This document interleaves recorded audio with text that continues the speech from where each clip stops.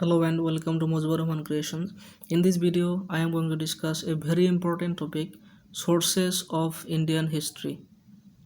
Sources of Indian history for UPSC and law aspirants. So this question will come as what is source?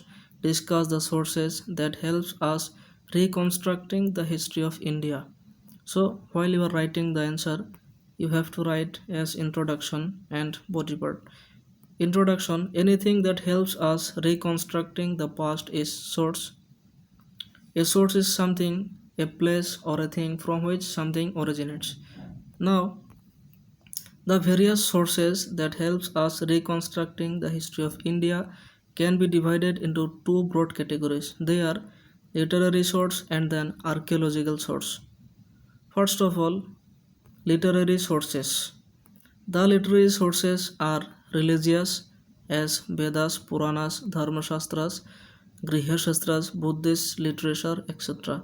And then secular, non-religious books like Arthashastra, plays, poetry, etc. And then number 3 is foreign accounts. These are three types of the main first literary sources. Number 2 is archaeological sources. The archaeological sources are epigraphic evidence or inscriptions. Number 2, numismatic evidence or coins. Number 3 is material remains or architectural remains, fossils remains, etc. Then these various sources are discussed below. You have to analyze these sources with examples. First of all, literary sources. Number 1, the Vedas. In Hindu tradition, the Vedas have the status of Shruti.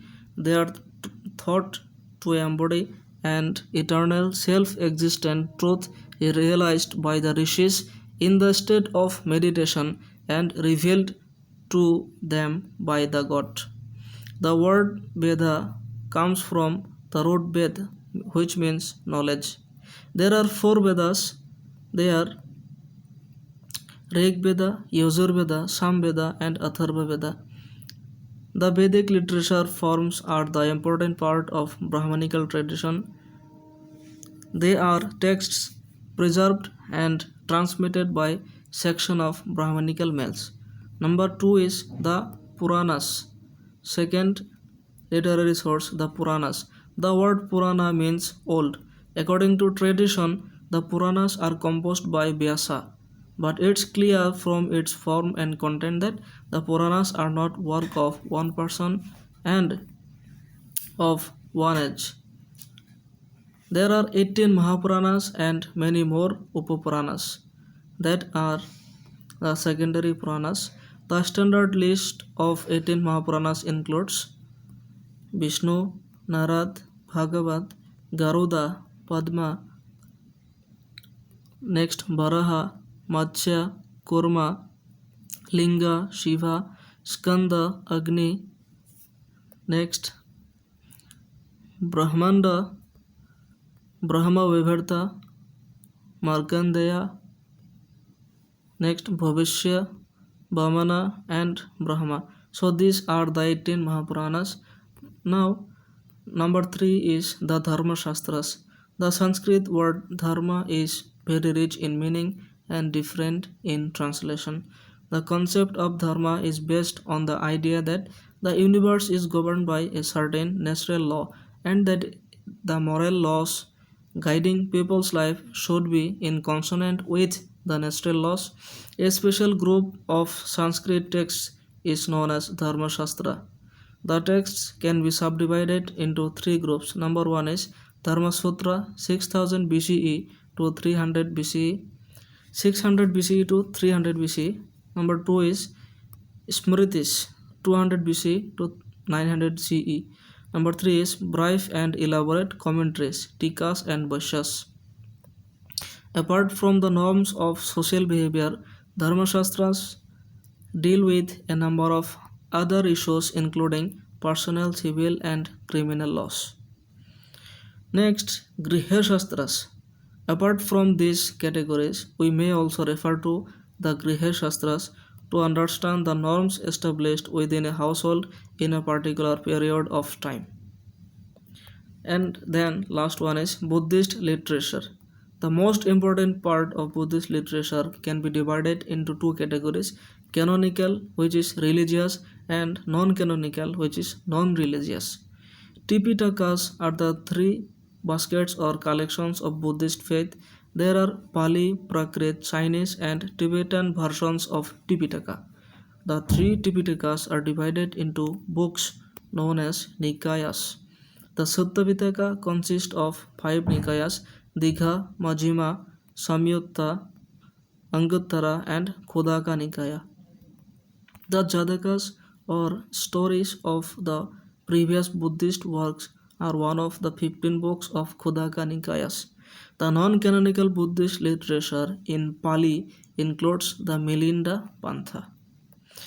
Apart from texts in Pali, there are several Buddhist works in Sanskrit and in a mixture of Prakrit and Sanskrit, that is often referred to as Buddhist Sanskrit or Buddhist hybrid Sanskrit. And last one is foreign accounts. From very ancient times, foreigners visited India. Some of them left valuable accounts of their travels, which reflected about some economic, social, and religious aspects of particular time.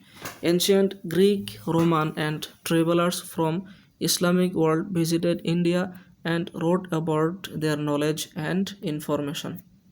So this may be considered as the sources of Indian law, Indian history. Number two is archaeological sources. From these archaeological sources, option number one is epigraphic evidence or inscriptions. Inscriptions are something written or inscribed on a hard surface. The study of inscription is called epigraphy. So you may find some questions. What is epigraphy? Answer is the study of inscriptions is called epigraphy. Inscriptions are seen on the rocks, pillars, stones, steps, walls of buildings, and body of temples, etc. These are found in Pali, Prakrit, Sanskrit, Tamil, Telugu, etc. languages. These are official and private. For example, Ashokani edicts, Nanaghat, etc.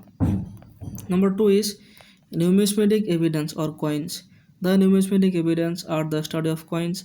Ancient coins were made of gold, silver, copper, and lead. Some of the coins contains religious and legendary symbols which threw light on the culture of the time. Coins also contain the figures of kings and gods along with the dates of rulers. They also throw significant light on economic life of ancient people. Number three is material remains. There are also some ancient material remains which contain architectural remains, fossils, and remains of artifacts, ruined cities and monuments, etc. that helps us reconstructing the history of India. So the above from the above discussion it is clear that the Indian sources of Indian history may be divided into two categories and they are described in that part. So if you have enjoyed the video, please subscribe to my channel and share with your friends. Thanks for watching the video.